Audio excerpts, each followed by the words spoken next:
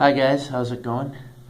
I've been trying to decide what I wanted to do my next video on, and recently I went to a late night showing at the theater near my house where they had a showing of the film Enter the Dragon. Now lately they've been showing a lot of older movies, usually once a month or so at this theater, and I thought I would go because this is without a doubt one of my top movies of all time. And I was thinking, maybe I would do a movie review of Enter the Dragon, but I've done quite a few movie reviews, and I decided to do something different. And what I decided to do was to do a video on my thoughts on the man, the myth, the legend, Bruce Lee. Now, there's a lot of different things that you could say about Bruce Lee, and there's really a lot to the guy. And Enter the Dragon was Bruce Lee's last film, and it was his masterpiece. And there's a lot. It's really a great movie. There's a lot of things that are great in that movie. Great story, great music. Dun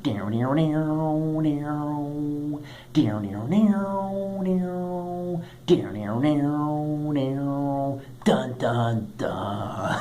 I mean, it's a great film. A lot of great things in that movie. A lot of too many cool things to keep track of. But so yeah, just to tell you a bit about Bruce Lee.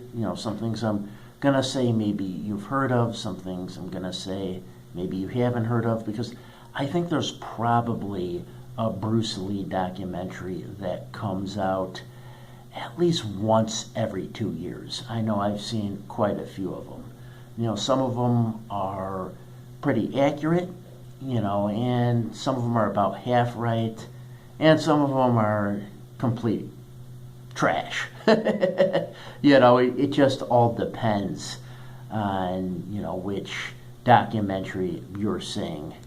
And I've seen a number of them. I usually like to watch them when they come on. The more recent ones, or the most recent one that I saw, it had like a lot of UFC people in it talking about Bruce Lee. Some others I've seen, and aside from all that, Bruce Lee even launched a whole subgenre called Bruceploitation, and this was after he died. There are a lot of these like Bruceploitation movies that came out where they were just basically trying to kind of cash in on Bruce Lee's name and legend. But I'll tell you a bit about Bruce Lee. Bruce Lee was born not in Hong Kong actually, but in San Francisco in 1940. His dad was an actor, had come to the United States to perform, usually performing a lot of times for like Chinese audiences. And when Bruce Lee was 3 months old, his family moved back to Hong Kong. And when Bruce Lee was very young, he actually acted in a lot of films. Altogether, I think it was about 20 films. He was essentially the Macaulay Culkin of Hong Kong. He was a child actor. Most people probably don't know that, but he was in a lot of films. Like I said, his dad was an actor. His dad got him to act in these films. And then when he was about 13, his dad got him martial arts instruction from a Wing Chun Kung Fu expert by the name of Yip Man. And that's when Bruce Lee started learning Kung Fu, and it was Wing Chun that he learned. Now, probably right here, I should give a little bit of like background info on Kung Fu, talk a little bit about it. Kung Fu is the martial art of China. It's essentially an umbrella term for a number of Chinese martial arts. Some forms of Kung Fu were started by generals, some were started by women, some were started and formed by monks, In fact, if I'm not mistaken, I believe Shaolin Kung Fu was founded by Bodhidharma, and he was Indian. So, altogether, there's probably thousands of different styles of Kung Fu. Different families would have their own style of Kung Fu, and it would be, passed down from generation to generation, and, just handed down. But the one that Bruce Lee studied was Wing Chun Kung Fu. Now, believe it or not, the martial arts were actually banned by the Chinese government from 1949 until 1989. There were some exceptions, like for example, you could learn wushu, which is like forms, and the Chinese military had developed a form of Chinese boxing called Sanchao. So there were a number of exceptions to that. And a lot of times there were, triads, the Chinese mafia. They would, practice martial arts. So Bruce Lee's parents were not really crazy about Bruce Lee doing Kung Fu because there was kind of a mob association with it. But apparently Yip Man, Bruce Lee's instructor, was a big fan of Bruce Lee's dad as an actor. So they made an exception. And Bruce Lee began learning Kung Fu, like I said, at the age of 13, and he took to Kung Fu like a fish to water. I mean, he really did. He got good at Kung Fu real fast. He became real proficient on it. Wing Chun oftentimes has the use of a dummy, so his hand speed got real quick from practicing with this dummy. And what eventually happened was he began to surpass the other students that were in his class because he had gotten so good. And the other students in his class were jealous of this and kind of mad at Bruce. So what they did was they pointed out the fact that Bruce Lee was actually part Caucasian, which was true. And there was a hesitancy in those days to not want to teach Caucasians martial arts. They kept them a secret for the most part. So, once the students in this class found out that Bruce Lee was Caucasian, they tried to use that against Bruce Lee to get the Chinese Wing Chun instructors to sort of shun Bruce Lee and kick him out of the class. But Bruce Lee was so good, what they instead did was they secretly gave him private lessons. So he had supposedly then got these private lessons from Yip Man himself. And Bruce Lee, when he was a teen, started to get into more and more trouble. He was getting into gang fights, fights on rooftops. Apparently his art was Wing Chun, but he would, get into fights with people of other styles. There was another style, I think it was called Choi Li Foot. He would fight those people. But I think Bruce Lee also learned some Choi Li Foot as well. But one thing led to another. Supposedly he had gotten into a fight with the son of a major Chinese mafia triad individual. And that kind of scared his parents. So his parents kind of thought that they would send Bruce Lee over to the United States to live for a time with a sister that was already there. This would have been Seattle, Washington. So now there are some other accounts as well. Some say that the Chinese government just kicked Bruce Lee out and he left because he had to, and he then went to, Seattle. It depends kind of what account you're going by. I've heard different, but Bruce Lee also had a friend, and his friend apparently was kicked out around the same time Bruce Lee was. He was kicked out of Hong Kong. His friend didn't go to the United States, though. He went to Australia, and his friend has said in interviews that Bruce Lee never got the whole Wing Chun system down. I guess his friend did. He got the whole system. Bruce Lee never did. So that's why Bruce Lee had a tendency to add different parts of martial arts to his own style. You know, he learned some fencing from his brother.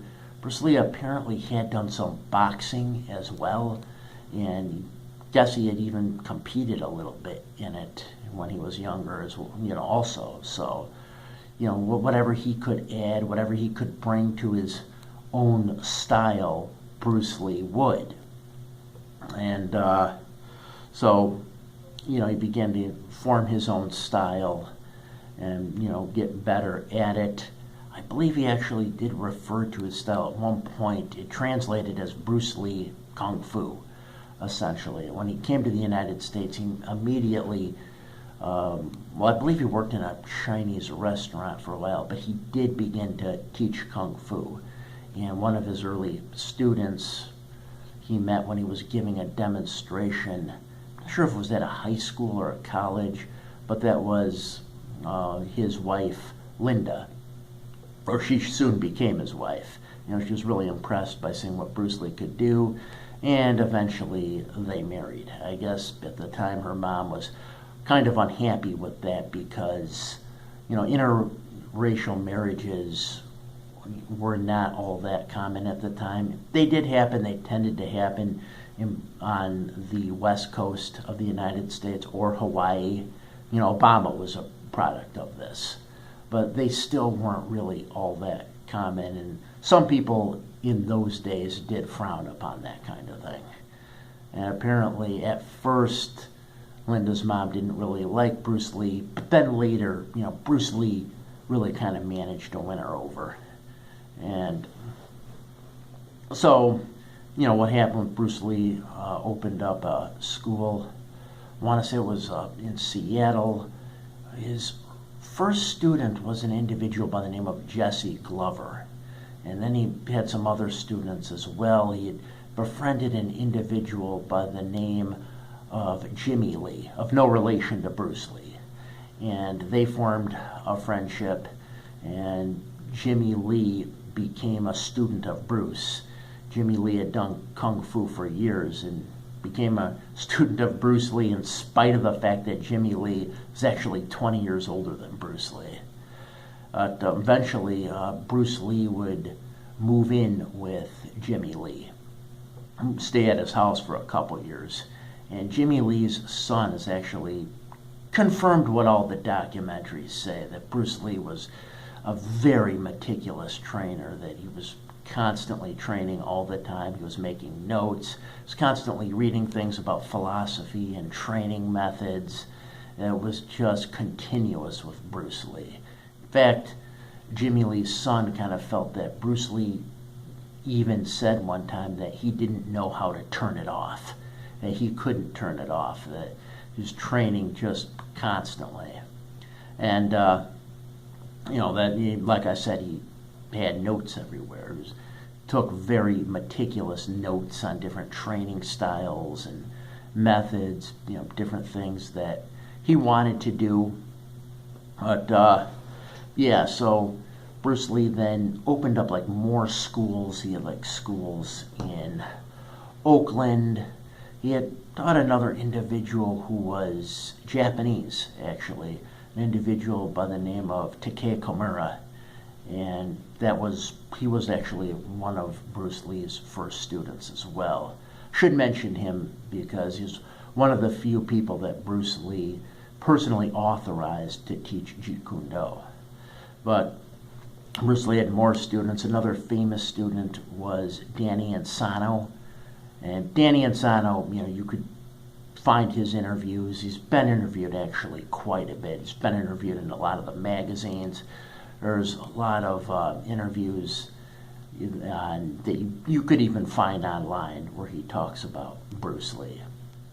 But now, initially, Bruce Lee really wanted to focus on martial arts. He didn't have really any intention, from what I've been told, of getting into movies. I mean, maybe he did, but from what I've heard, he was mostly wanted to focus on the martial arts. That was where he wanted to put all his efforts and energy. But he did get invited to the 1964 Ed Parker Long Beach Karate Tournament. Now, this was an important tournament. In fact, Chuck Norris fought in this tournament, and this was where Bruce Lee met Chuck Norris for the first time, and supposedly they really hit it off. Chuck Norris said they had a conversation at night that went all night. Before Chuck Norris knew it, it was morning. They exchanged so much information in their conversation. But in addition to that, Bruce Lee, although he didn't compete in the tournament, he performed some martial arts strength feats. His two-finger, one-handed push-up he did.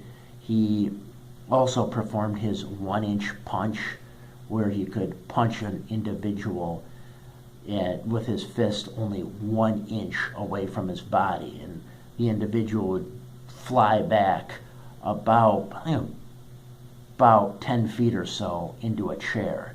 And the guy who took the 1 inch punch said that it hurt pretty bad. It was only 1 inch away. And he also showcased his speed. Bruce Lee had incredible hand speed. Just you could barely see his hand move. Kind of like, there are these quick draw exhibition artists who will draw a gun from a holster, and there's one guy that you could barely see his hand grab the gun. He's so fast. Bruce Lee was like that. You could barely see him throw a punch. In fact, he'd even been timed at 0.05 seconds. And, that's incredibly fast. Even, real fast people were, pretty slow compared to him. But, so there was some demonstration he did with an individual named Vic Moore, where, Vic Moore was told to block a Bruce Lee strike. Bruce Lee wasn't going to hit Vic Moore, but he was going to just kind of put his fist in front of his face before he could block it. And supposedly Vic Moore could not block it. Now, I guess there's some videos out there where Vic Moore actually does state that he was able to block it, but from what I can tell and from what I've seen, it looked like he couldn't block the strike. But this was important for Bruce Lee because it was at this tournament that a guy by the name of Jay Sebring was in attendance. Jay Sebring was a hairstylist in Hollywood who had connections with big name producers. And when he saw Bruce Lee perform these feats, he immediately told a certain producer that, this was the guy we need for our upcoming series, The Green Hornet. This guy would be perfect for Kato. And the producer, invited Bruce Lee to come in for a screen test, and Bruce Lee talked a little bit about his kung fu, did a little bit of a demonstration, and then he said, this guy's perfect. This is exactly what we need. And Bruce Lee was cast as Kato on the Green Hornet. And a Green Hornet actually didn't last too long. I want to say the series lasted